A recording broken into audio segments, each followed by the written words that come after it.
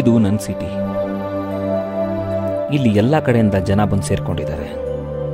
ಏಕೆಂದರೆ ಈ ಸಿಟಿನಲ್ಲಿ ಒಂದು ಅದ್ಭುತವಾದ ವಾತಾವರಣ ಮತ್ತು ಶಕ್ತಿ ಇದೆ.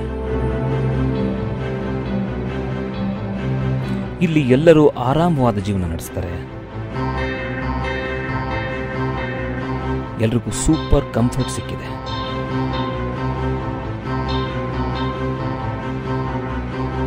ಇಲ್ಲಿ ನಮ್ಮ ಮನೆ, ನಮ್ಮ ಸಂಸಾರ ನೋಡಿಕೊಂಡು ನಾವಿರ್ತೀವಿ.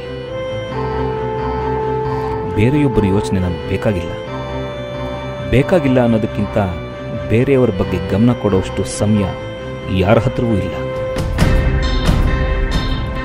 ಒಂದು ದಿನ ಆ ದೇವರು ಈ ಸಿಟಿನ ವಕ್ರ ದೃಷ್ಟಿಯಲ್ಲಿ ನೋಡ್ತಾನೆ. ಆಗ ಏನಾಗುತ್ತೆ ಗೊತ್ತಾ? ಅದನ್ನು ಹೇಳೋಕ್ಕಾಗಲ್ಲ, ಬರೆಯೋಕ್ಕಾಗಲ್ಲ, ಊಹೆ ಮಾಡೋಕ್ಕಾಗಲ್ಲ. ಸ್ವಾರ್ಥ ಜನರ ಕೆಟ್ಟ ಆಟಕ್ಕೆ ನಮ್ಮ ಸಿಟಿ ಬಲಿಯಾಗೋಗ್ಬಿಡುತ್ತೆ. ಯಾಕೆ ಹೀಗೆ?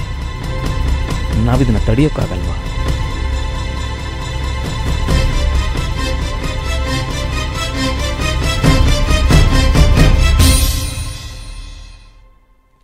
A Day in the City.